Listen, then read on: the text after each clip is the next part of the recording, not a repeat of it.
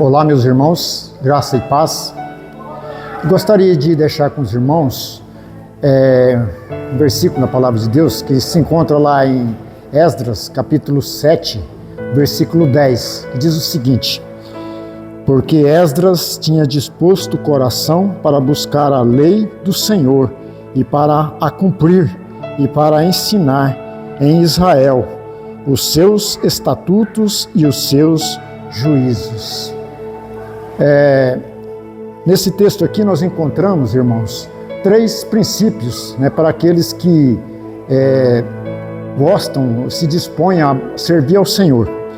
Tem muita gente que tem se disposto a servir ao Senhor, mas diz que não é muito chegado à leitura da Palavra de Deus, E aqui nós temos três lições para nós estarmos aprendendo com Esdras. Primeiro, Esdras, quando se dispôs a servir ao Senhor, ele dispôs o coração a buscar a lei do Senhor. Primeiro Esdras foi buscar conhecer o Senhor primeiro, ao Senhor que ele queria servir, que ele tinha disposto a servir. O primeiro passo que ele fez foi buscar conhecer a esse Senhor. Não tem como nós servir alguém sem que nós o conheçamos. O Senhor não é diferente. Primeiro nós precisamos conhecê-lo, para que nós possamos o servir. Não tem como servi-lo sem conhecê-lo. E o meio de nós conhecê-lo é por meio da sua palavra. Então Esdras primeiro ele buscou conhecer. Depois ele diz que ele foi cumprir, ele passou a cumprir aquilo que ele tinha conhecido com respeito à lei do Senhor. Ele dispôs a cumprir a lei do Senhor.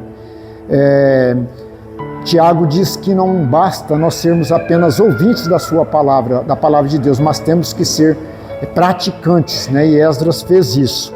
Primeiro ele buscou conhecer, depois ele passou a cumprir e depois ele passou a ensinar a Israel. Ele passou a ensinar. Aí ele tinha autoridade para ensinar, porque primeiro ele conhecia, depois era algo que ele colocava em prática.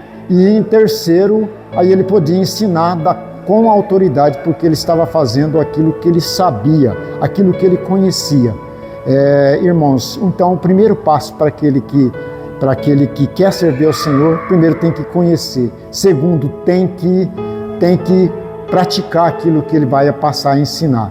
Aí sim, em terceiro lugar, ele pode passar a ensinar. E tudo que nós vamos servir ao Senhor, nós precisamos de conhecer, quer seja na parte da pregação, quer seja na parte do louvor, quer seja na parte de oração. Primeiro nós temos que conhecer o Senhor. Que Deus nos ajude nisso. Amém.